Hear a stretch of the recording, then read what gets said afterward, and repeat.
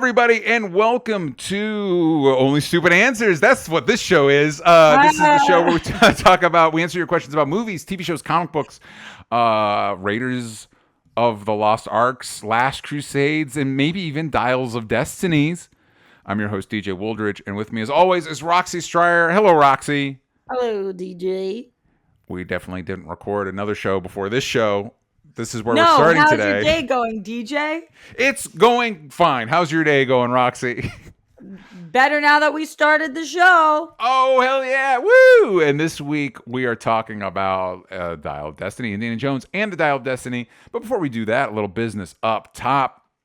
Of course, if you want to watch this show early, ad-free, maybe even watch it live, you can do that over at patreon.com/onlystupid Only Stupid Answers. We have exclusive shows over there as well, like Spider-Versity and What We're Into. Please give us, if you can, 5-star iTunes review. It's very helpful. Also, if you listen on Spotify, we ask a question every week. This week's question is, did you see The Flash? If so, what did you think? If not, why not? Yeshua Wazalewski said, I unfortunately saw it, and I wish it was an Elseworld Supergirl and Batman movie because none of the Flash parts worked for me. Sailor Gaines said, I saw it 3 times. I loved it, but I still got questions. The mom stuff destroyed me. So, much like our episode last week, mixed opinions across the board on The Flash. But listen. Not doing well, DJ. It's not doing well. And you know what, Roxy? We're going to talk about that. We're going to talk about the implications of it not doing well, and why that might be the case. And a little section we like to call news. Let's dive into news. Before we get into that, Roxy, what could news mean? What is this section? What is news? Who's to say what news is about? For us, and news is different things to different people. For us, it means the news. Pop culture news specifically. Like, we got a trailer this week for the most anticipated superhero movie of the year, Kraven the Hunter. Roxy, did you see this trailer? I knew it, DJ. I'm scared if I start talking, you're going to take the picture down. And I just was yep. Listen, this is definitely the best. You can't see what I'm doing with my cursor, but I'm circling the best selling points of the movie. Yep, I can tell what they are. Yeah. This was better than the trailer for me. The picture is better than the trailer. Hey, listen, as for a variety of reasons, not just the Aaron Taylor Johnson of it all, but also as a comic book fan, it's like, yeah, that looks like Kraven. Totally. That looks like Kraven more than the movie does. You know, I did an hour sit down with him at Collider when I was there, and he was dope. Very cool. Great. Yeah. Which was great. This movie, I've seen a lot of people say the trailer changed their mind and they're really excited for it now. Oh, weird. I'm kind of surprised by that. Yeah. I actually have a feeling I'm going to like this, though. Like, I think that maybe this is for me. You know, listen, it could be crazy enough. Listen, it could be crazy enough. It could win us over. I'll tell you where it lost me. It lost me in a few places, Roxy. One, it lost me in. It has the audacity to be like, have like a title card that comes up that's like villain. I don't even know what it said, but it's something along the villain's origins or whatever. It calls its title character villain. Meanwhile, he explicitly states like, yeah, my dad's put a lot of evil in the world and I'm taking it out, which, not for nothing, is the premise of the first couple seasons of Arrow. But also, does that sound like a villain to you? Yeah, I mean, more anti-hero maybe. I definitely hear you. Yeah, did you see a lot of people being like, so you're going to release this on Juneteenth and it's essentially a White Panther trailer. Yeah. That shit had me losing my mind. Those tweets were hysterical. But I don't know. Russell Crowe seems like a dick, but he's very talented. I like Ariana DeBose and Christopher Abbott. And seems like a good cast. Seems like this movie takes itself very seriously, which might be problematic or could be funny. Yeah. And I don't know. I think that, like, if your expectations going into this are high, you're Momo, which is short for moron. So maybe it's just like sexy bad. I don't know. The poster below what you said says Yeah. villains aren't born, they're made. Oh my God. I don't even know what the fuck that means. Here's the other thing I need to So does unpack with that you, answer all Roxy. your questions, DJ? Not a one. Not a one. Here's the question I need to ask you, Roxy, before we got a couple Discord questions on this. Am I led to believe from this trailer that young Craven gets mauled by a lion, then lion blood drips into Craven blood, and he becomes Lion Man? Is Yeah. that the Yeah. setup this movie is trying to sell me on? That's what I gathered. Oh, Cool. that fucking sucks. That's so fucking awful. Why? Why would that be the case? Cool, Oh my cool. God. It's really bad. That's stupid. That's really and here's the thing. Sometimes I feel like people have been sold on this stuff because like something maybe down will happen and be like, well, in the comics, I tell you now, Yeah, it's everybody, not fair. that's not Craven's origin in the comics. All right, man, that's not as wild and What is crazy Craven's kids as origin in the comics get. comics? He is a big game hunter that has done all the biggest game, and so he wants a new challenge. And so he decides to hunt Spider-Man. And I want to say, I think I'm thinking of the original origin and not an updated version of it. Spider-Man. So he hands him his ass. So he takes basically experimental steroids to heighten his senses and abilities to be able to take on Spider-Man. And that's it. Like, that's the gist of it. One of the things I like about Craven is that he's not like a superpower. He's just a dude. He's not like a superpowered mutant. And he uses strategery and traps to try and take on Spider-Man. I think that is part of what makes him compelling. And also, he's a villain. He's not an anti-hero. He is a guy hunting another person. And there's just no. Here's what I think. I think I talked about. Forgive me for people that watch this all our stuff if I'm repeating myself. I think I might have mentioned this on Mutant Academy with Sal. Here's where I think things went wrong, and I think this could possibly help us segue into their next story. Is I think where we went wrong is that it used to be studios were like, if we make movies people want to see, not necessarily good movies, but movies people want to see, they will spend money on that and we will make money. It's always been about, for studios, it's always been about making money. I think where we've started to go wrong is studios want to be able to press a button. They want a factory line. They don't want to have to think about it. They don't want to have to think about what people, they want to just be able to put Star Wars on it or Marvel on it and withdraw money. And so that's what leads us to shit like this, where it's like, well, I guess we have Craven IP, so let's do that. But this isn't what people want. Does anybody want this? Like, is anybody begging for a fucking Craven movie? You know what I mean? But maybe isn't that better than like right now? There's so much. I mean, obviously, I'm crossing the line between comic book franchises or whatever, but like, there's so much expectation around what they're gonna do with fucking the Batman versus the other Batman and the what like it, and everybody wants it, and then it's never gonna live up to expectations. Like maybe the Cravens of the world are the movies that we should be making. I understand your argument, and I think if it was somebody that like, listen, I've got a Craven story to tell, but that's not what's happening. It's that we have this IP, and it's a cash grab. It's like we've got this IP, and we think that if just merely having it be connected to Spider-Man will make us the money we need. There's no. And I think this is what leads us to the conversation around like AI and stuff like that. Like they want to cut out the creative middleman as much as possible. But this isn't like fucking, they want movies to be like IKEA furniture. And while this is not me knocking the artisanal people that handcraft furniture. Obviously, there's a lot of value in that, but fucking movies aren't fucking furniture, man. Like that's not, you can't, they're not a burger. You can't like conveyor belt this shit. It's not the same thing. And so the impulse to do that is utterly misguided. And so you're right. Like maybe you're right. There's not as much pressure on a Craven movie. You could make a really good Craven movie if somebody along the line had a vision for it. But I don't think anybody does. You know what I mean? The studio said, this is a character people recognize, make me a movie. And people were like, I'll cash that paycheck. And then we get this, right? DJ, I mean, maybe I'm wrong. Watch this be your favorite. I don't know. I mean, listen, stranger things have happened. I can't name them off the top of my head. But before we leave Craven, we do have a couple Discord questions from Stone Trunks.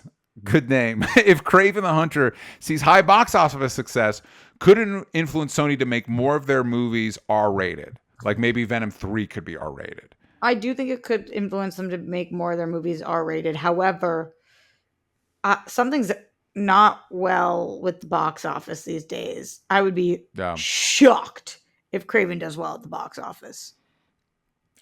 Yeah, I mean, like for all its drama, if Flash isn't pulling in the money, like, SpaghettiOs. Sorry, Craven. Maybe we should make these movies for less money. Make and by more that, Barbie movies. Make more Barbie movies. Make more. Jake Hefner asks, with Craven apparently having Rhino in the movie as well, the Sinister Six is coming together more and more. We got Vulture, Morbius, Craven, Rhino, presumably also by this isn't his question. I'm adding this. Chameleon's also in the movie. I don't know if he becomes full Chameleon, but the character that is Chameleon is in the movie. Assuming Venom isn't the fifth member, who do you think we'll see complete the team? Who would you want to see? Follow-up question from me, Roxy. So the question is, who else would you want to see part of the Sinister Six? If we've already got Craven, Morbius, Rhino, and Vulture, who else would you like to see?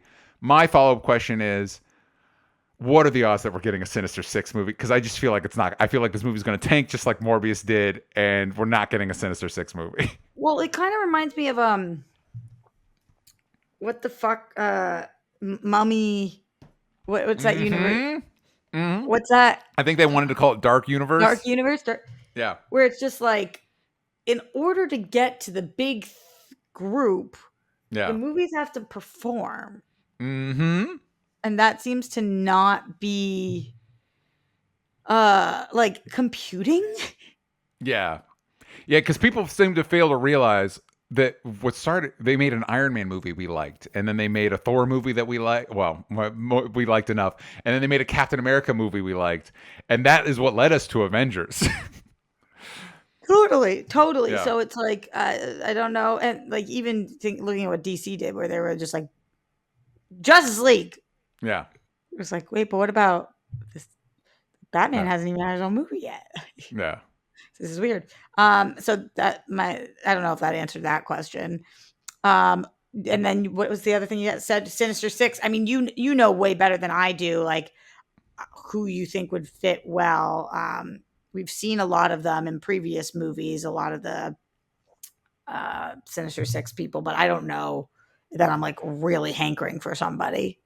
Yeah, well, and my difficulty is like, yeah, I could name names, but my problem is I want to see the Sinister Six fight a Spider-Man. I don't want to see them team up for a heist. Like, I don't care about that. I especially don't care if somehow Michael Keaton's Vulture's supposed to be involved. Like, because then I got to think about that stupid bullshit about why the fuck he's over there. That doesn't make any fucking sense. Does it? I don't know. We got that post-credit. But it does. It's like, okay. Oh my God. I don't want to think about it, Roxy. I don't want to think about. I want to see them fight. I want to see Venom fight Spider-Man. I want to see Craven fight Spider-Man. I want to see the Sinister Six fight Spider-Man. Put Spider-Man in these movies. God damn it. Who could we do? What? Okay. Sorry, Jake. We're going to spin off this question. Okay. What could they do, Roxy, that would get you excited about a Sinister Six movie? Build up to it. But we are building up to it. So what about the build up that we're doing isn't working for you? We're not real. How and what way are we building up? I mean, I guess like we've got a Morbius movie, we've got a Craven movie, we've got post-credit scenes teasing it.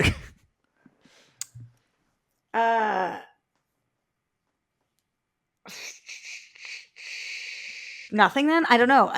I'd be excited no matter what, maybe. We will see. What will get me excited is if they fought Spider-Man. Tell me which Spider-Man is swinging around this universe. Is it Andrew Garfield? That would excite me. That would be amazing. Yeah. Then good. Awesome. Doubt then it, though. Whatever.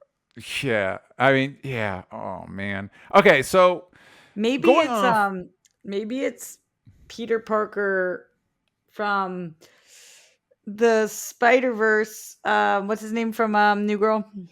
Jake Johnson. But we've already established that they look animated, that the real people look real, because we saw Donald Glover in that. The real people look real and the Maybe animated ones look maybe animated. it's animated him. Great. Fuck it. Let's do it. Great. Yeah, great. That is honestly a solid suggestion. Let's fucking do that. I'd watch that fucking movie. Okay. So you mentioned box office not doing great. I believe, do I have the number in front of me or did I not pull that? I believe The Flash pulled in in its opening weekend, pulled in about 50 million, give or take. Variety did a whole article about it. With quotes like this: "The movie should be opening at 120 million domestic," says an industry veteran who's worked on many major campaigns. "This is an unmitigated disaster."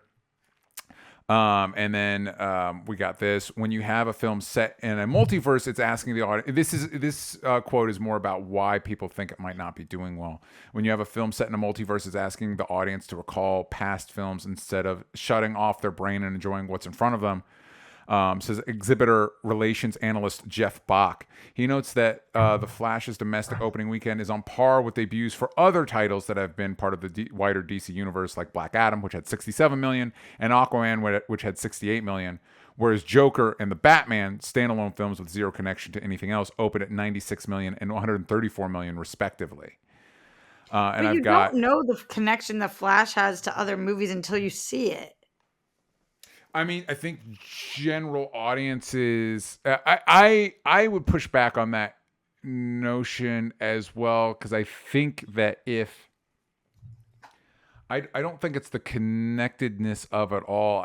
It goes back to my other criticisms that I think we want this factory line movie making, and so we're not spending. It's the same stuff that we're talking about with Secret Invasion in the first episode of that. I think less time is being invested in making this, and you and I have different opinions on The Flash, but we're focused less on making a good good movie that people want to see, and more focused on the product. And it's like, and I think people are feeling that, and so they're less excited to go to the movies because we're getting tired. We're basically watching an ad for a thing as opposed to being taken away on an adventure in a movie, or at least that I feel like that feeling could be becoming more common in theater going audiences. I think that The Flash suffered because of 5,000 different things. Yeah. I think it's not a good sample. I think we're going to have to see how movies do this summer. But I mean, I agree with you, because obviously, Ezra Miller's not able to do press for it. It's in the middle of and like DC shifts and critics, Yeah. a lot of people not wanting to review this. There was a lot going on there. But there's also Shazam did poorly, Black Adam did poorly. Like we have, but all of those were post the DC announcement stuff too. Do you think people? Here's my argument. I hear what you're saying. Black Adam was right around then. Sorry. Do you think people care that much? I think if the movies were good, it wouldn't matter. I think The Flash is great, so I don't agree with you on that. Yeah, I get you. Let me go over to just to see, because you're right. You and I have, and not that I'm going to Rotten Tomatoes right now. Not that that's the perfect gauge or whatever, but it is at least it's certified fresh. Okay, and its audience score is 84. So I guess the people seeing it, or at least rating it on Rotten Tomatoes, are liking it enough. But I've seen enough pushback. I think for me, and maybe it's also that audiences aren't going to theaters as much in general. And I will say, I wonder if part of that is the theater, and we've talked about this before. You and I go to professional screenings, and the theater experience there has not been great. No. Let alone the few times that I've gone. Like I took my wife to see Across the Spider-Verse on opening night, and that was a lot. That was a lot of kids, a lot of cell phones, a lot of whatever. And I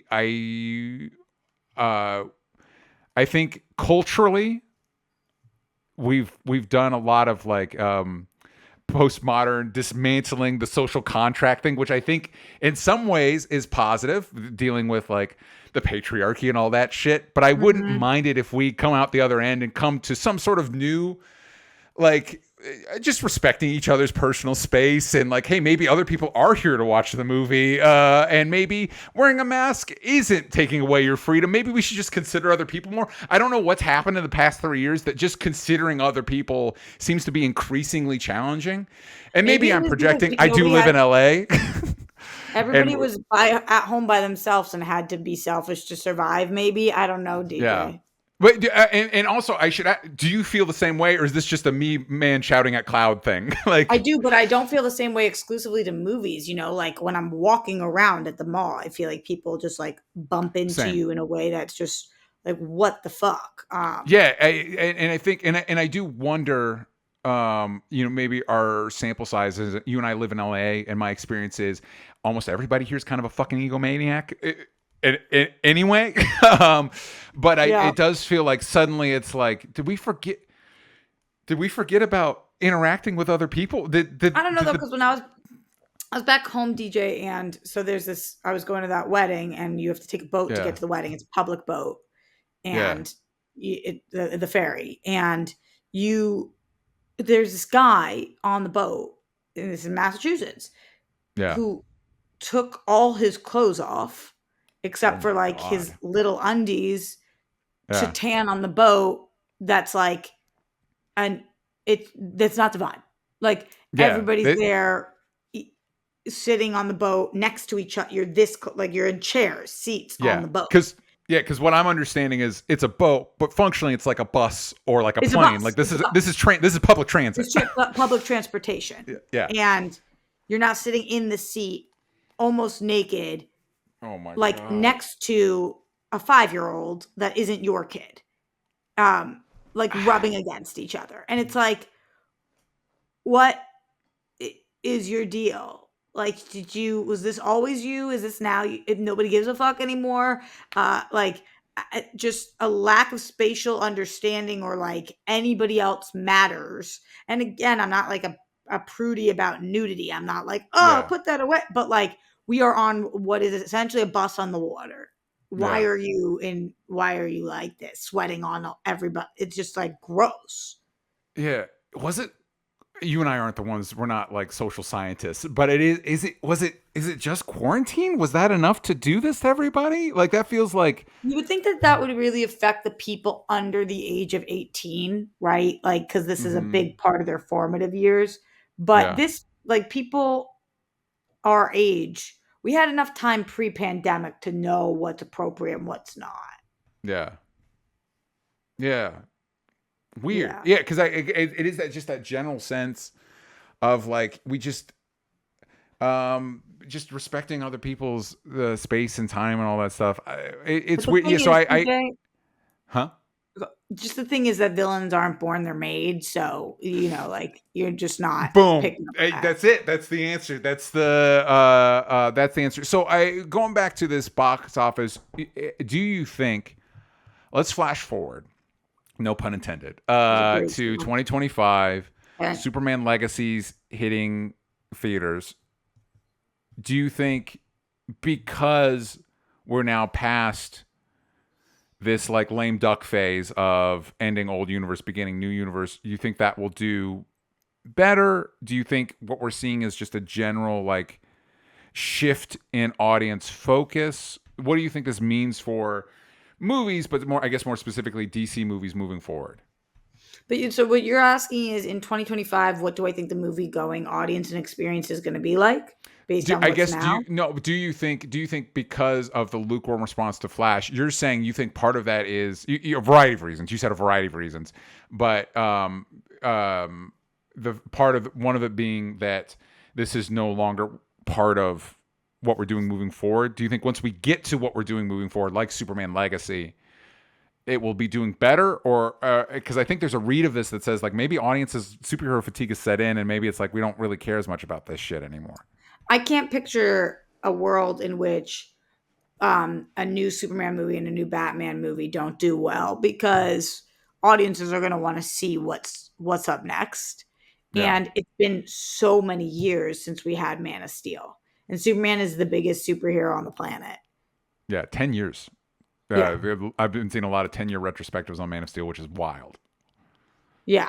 And a lot of people did like it, but a lot of people like me really didn't like that. So I haven't had Mhm. a Superman movie that I loved in, I mean, at least we have the TV show, so it's not fair to say I haven't had a live action Superman, but like, Yeah. No, but I know what you you know, mean. it's in a long, long, long, long time. It is interesting. I'm looking at this, and this was part of the Variety article as well. These box office rates, and just looking at the domestic, it is interesting how Man of Steel did pretty good. Batman v Superman did better, and then you can see this decline. Like Suicide Squad did worse than Batman v Superman. Wonder Woman did, and this is just domestic. This is not international. Wonder Woman did worse than Suicide Squad. Justice League did worse than Wonder Woman. Aquaman did worse than Justice League. You know what I mean? There's just this slow decline, and then you get Joker. It picks up, What did the and then it, best, DJ, in the Justice League character movies? Batman v Superman. And so I, What I think what I'm seeing here is kind of like a general reject. And once you get past that, what did well? Joker and the Batman, the standalone movies. And so I kind of think what we're seeing here is, if you just looking at this, is kind of a rejection of the DCU of it all. So I think they're right to, like, I think James Gunn is right to like redirect. I know obviously on Twitter, on social media, a lot of very vocal supporters of the Snyderverse, however you want to phrase it. But it's like it's very much diminishing returns, at least domestically. Oh, that's just the debut. Ah, I'm just looking at the. Excuse me, everybody. This is why I'm not a box office analyst. I was just looking at their debuts. Wonder Woman. Once you entire domestic gross, Wonder Woman did the best of them, probably. I was Just gonna beneath say, as the didn't I Batman. thought Wonder Woman, but didn't Aquaman do the best? Once you loop in international gross, it looks like Aquaman, based on this graph, Aquaman fucking destroyed Aquaman internationally. made over $1 billion, right? Yeah, but a lot of that is international. Is Money is international money. box They don't care office. where it's Yeah, coming from. yeah. Um, but I do think it does dictate on what type of stuff you were doing. Why did Joker also seemed Aquaman to have do done so really. well? I'm confused. I liked Aquaman. I thought Aquaman I was a did too. fucking blast. I Yeah, did too. I did yeah, do too. But DJ, you don't have to be a box office person to be like, yeah. Aquaman did better than Man of Steel or BVS. I Explain think that to me. I think it's more fun. I think it's best, and I might be thinking more this way because of Fast X. It definitely taps into that Fast and Furious. Fast and Furious does amazing internationally, right? And so it taps into that same colorful, bombastic energy. I also think of the movies, is Aquaman the most fun? I It's mean, up the there, like the Suicide most. Squad, I mean, yeah, but even Birds of and that's Prey. not fair because the Suicide Squad and Birds of Prey both came out during the pandemic, like at different Yeah. phases of the pandemic. So it's hard. Like those numbers, like what do they even fucking mean? You know what I mean? But even as much as I love Birds of Prey and I love the Suicide Squad, I would say of the three, Aquaman's the most fun, and it's definitely like maybe the most eye catching with all the different Atlantean worlds, you know, all that stuff. But I don't know. That those would be my guesses. Those would be my guesses.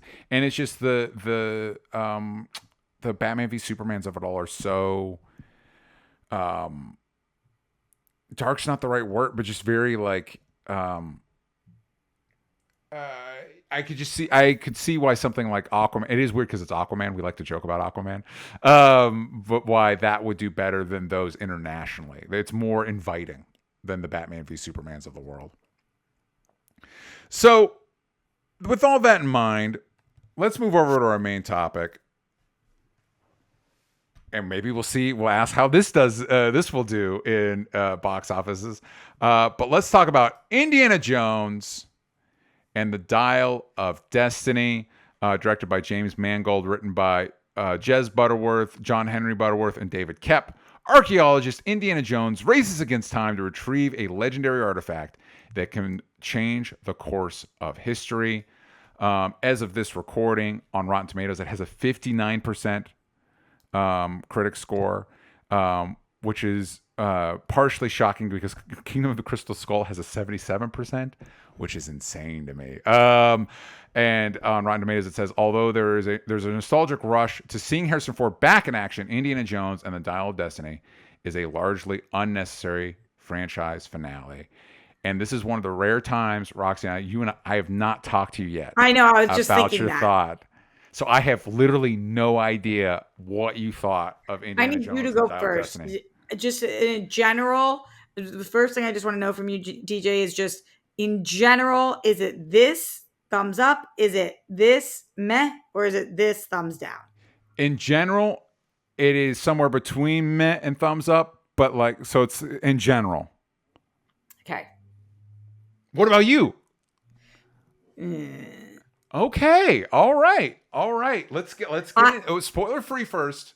Thoughts. so you know that I've been doing on my social media when I go to see movies that I like, I put out a video about it. Yeah. I didn't put out a video about this. Okay. Okay. Um, I I actually like it less and less as the days go on. Okay. And it's just too fucking long and drags like How long crazy. is it? It's 2 hours and 36 minutes. That's chunky. That's a chunky one. That's a And it chunky felt one. like 3 hours easy to me. And the middle really drags. The parts of this movie that feel like Indiana Jones that are fun are Hmm. so fun. Yeah. And Harrison Ford and Phoebe Waller-Bridge are fucking great and their chemistry is great and they at times make me forget about the fact that I was not having fun. And Okay. it did just feel, I don't know whether it was my screening or what, but like my audience was silent start to finish. Yeah. There was no cheering, there was no clapping. Even when you heard the score, the da da da, Hmm. nobody was reacting. It just felt like it was like kind of dead in the water. Yeah. And so the storyline is simple, the premise is simple enough. Yeah. I don't love what we do at the end there. Not the Hmm. Yeah. not the very end, not the Yeah. like, No, I know exactly what you're talking about. Spoiler free. I know exactly what you're talking about. which I was just like that. Okay. Yeah. But there's some stuff that was really fun. I would not be stoked to watch this again in theaters. I would put it on in the background at home if it was on. Yeah. I think for me, my big thing is I enjoy it more than Kingdom of the Crystal Skull, which I watched again recently, and I think is bad. I think because we actually Yeah, have a this was question better. here. Wait. This was better than Yeah, for the. me, Mhm. the Kingdom of the Crystal. Do you agree with that, or you're asking me if that's if you're No, no, clarifying that's my thoughts? I haven't seen the movies in a really long time, but I remember knowing like how I felt about this was that it was watchable, and I remember feeling that that was not watchable.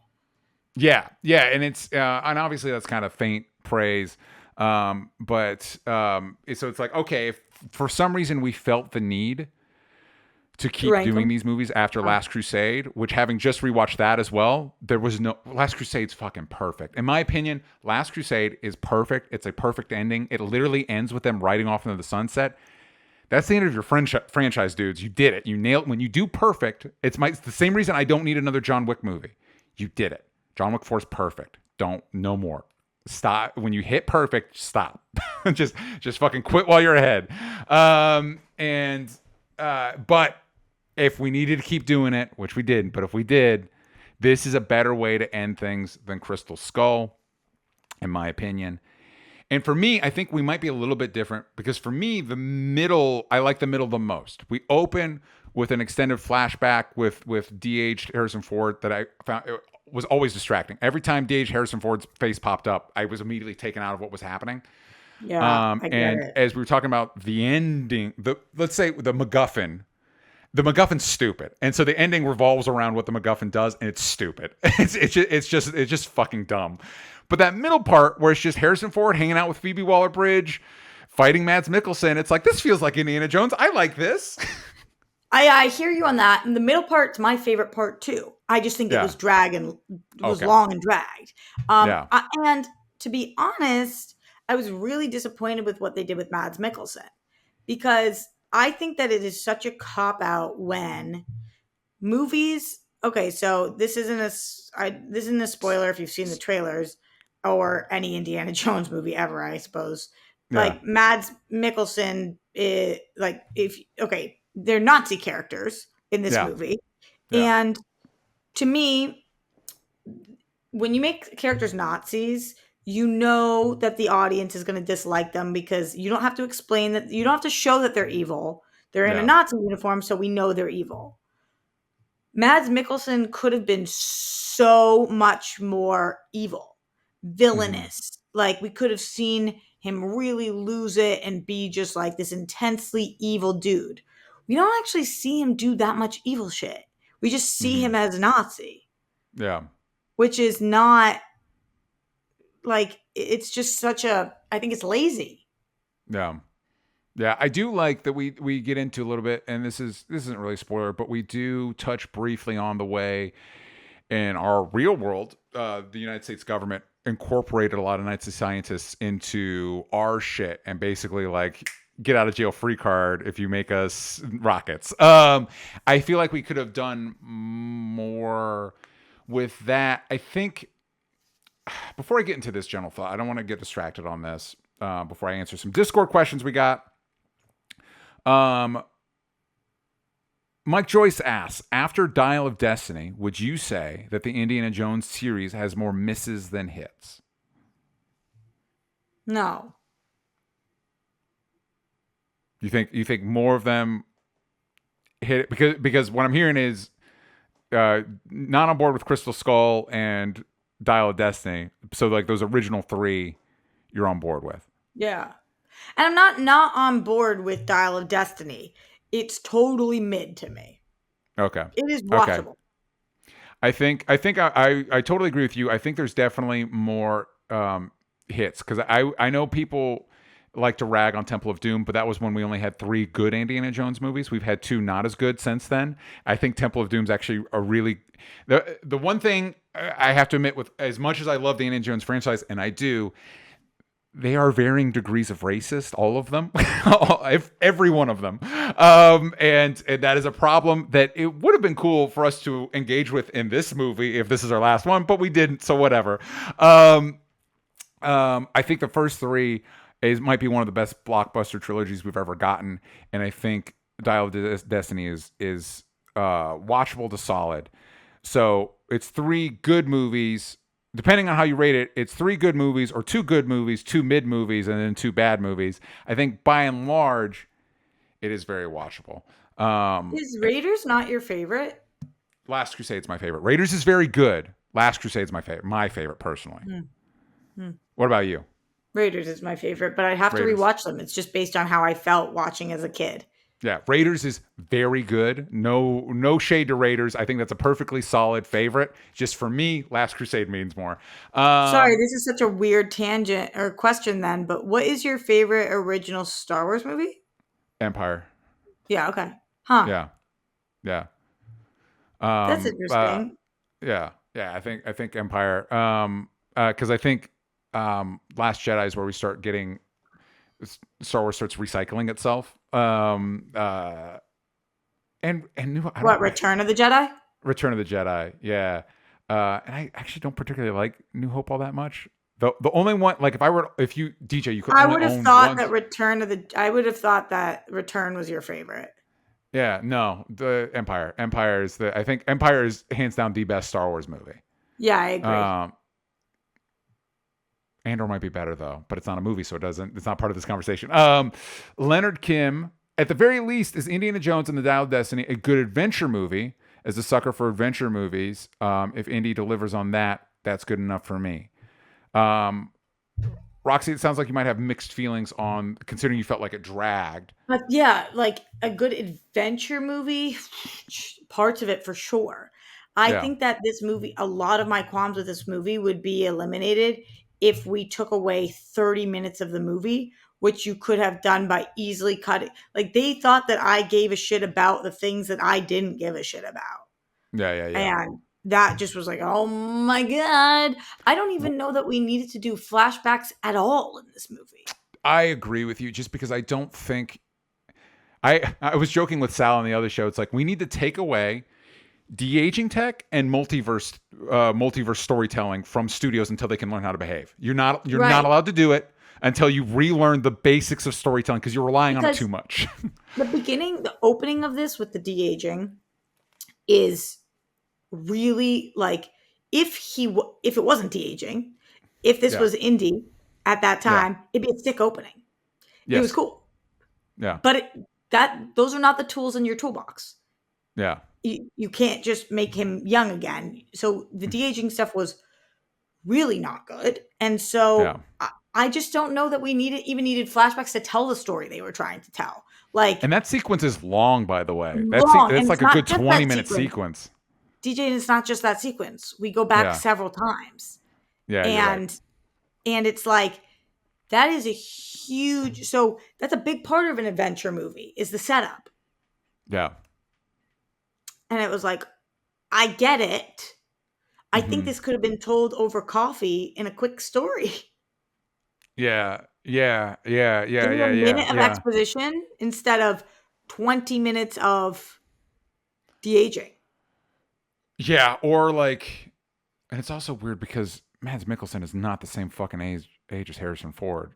Right.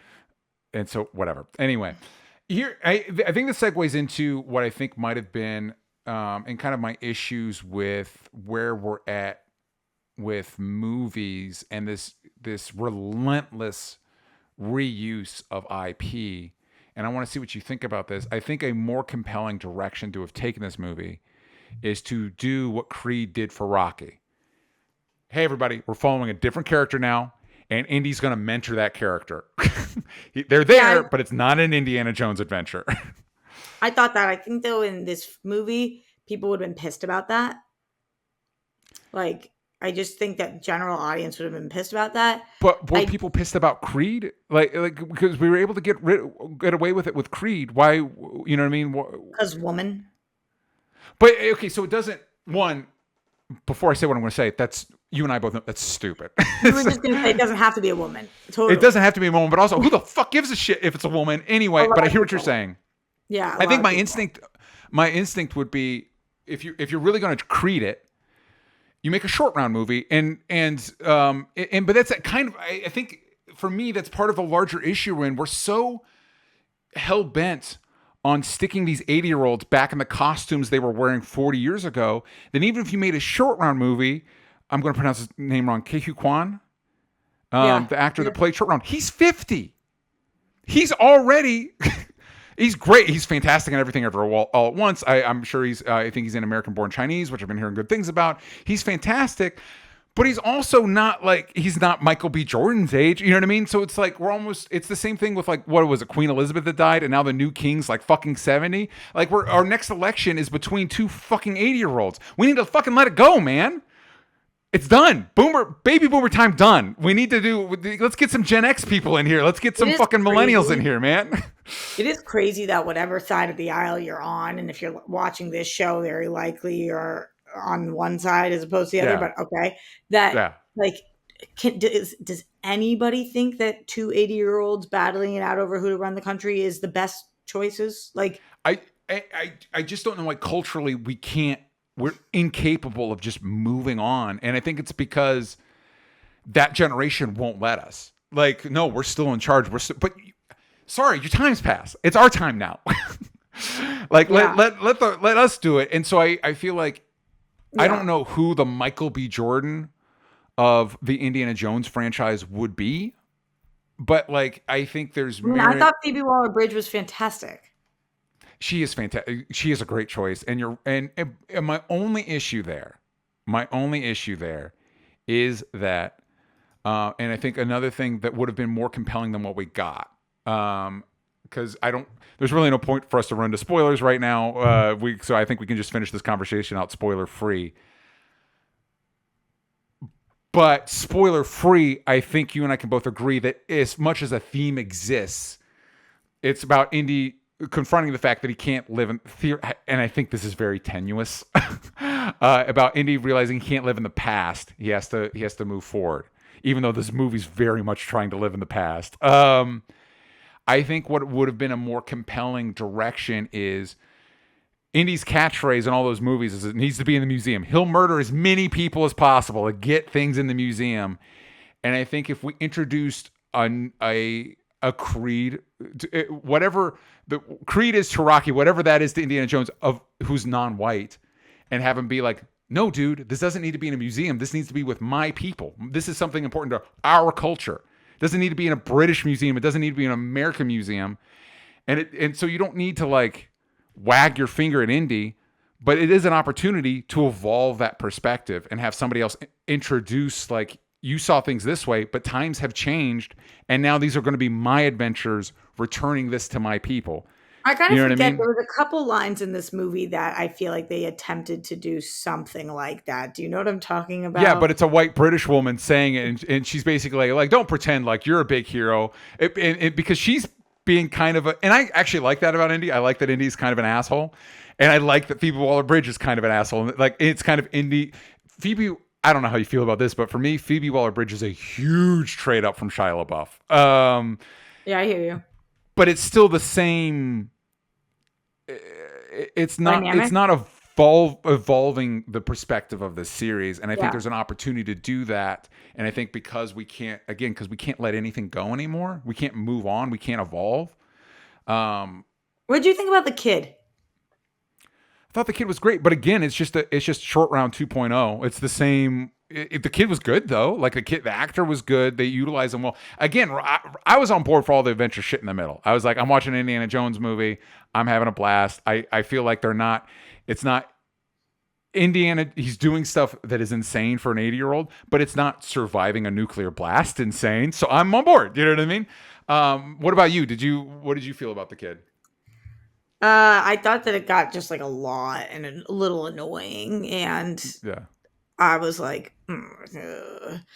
like some of the stuff with the kid, just like towards the end, we needed to use him for more, but it was like, okay, I get it, but like you're really making this drag now. How do you think, connecting it back to our conversation with the Flash, how do you think this is going to do? Every one of my friends that is a guy, most critics are men in their 40s and 50s, I think, at this point. Specifically, white guys in their 40s White and 50s. guys in their 40s and 50s. And they seem to be loving this movie. Yes, but I think what we're learning is they are not the majority of the movie-going audience necessarily. So but I'm just saying, like, so when this premiered at Cannes, we heard it sucked. Yeah. Then when it had the critics screening, we heard it was really good. Yeah. Like my friends who went to the premiere too, like Mark Ellis, Ken Knapsack, Brett Sheridan, Christian Harloff, all fans of this movie. Yeah. When I saw it with Darina wanted to leave. She hated this movie so fucking much she wanted to get up and walk out. Yeah. I felt in the middle, and I think that audiences are going to be as mixed as that. Depends on who you are, what your background is. I'm hoping that go see Elemental. If you haven't been checking out our What We're Into show, go see Elemental. I do hope since it feels like some of the juice on these classic IPs isn't performing at the box office the way studios would want.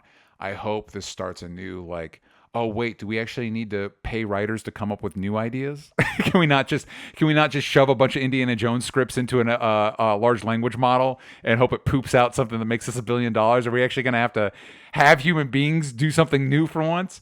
Yes, please. I love Indiana Jones. I love superhero movies, but let's do new things, man. I want to feel that charge of when you watch something new for the first time, you're like, oh my God, this is great. I want that feeling again. And it works for them. Think about what Everything Everywhere All at Once did. Yeah. 1,000%. All right. Those are our thoughts on Indiana Jones and the Dial of Destiny. Let us know what you thought about the movie in the comments. Roxy, where can the people find out what you're up to? Everywhere at Roxy Stryer. You can find me at DJ Talks Trash. You can follow the show everywhere that matters at Only Stupid Answers, but on Twitter, yank out the fellas from stupid.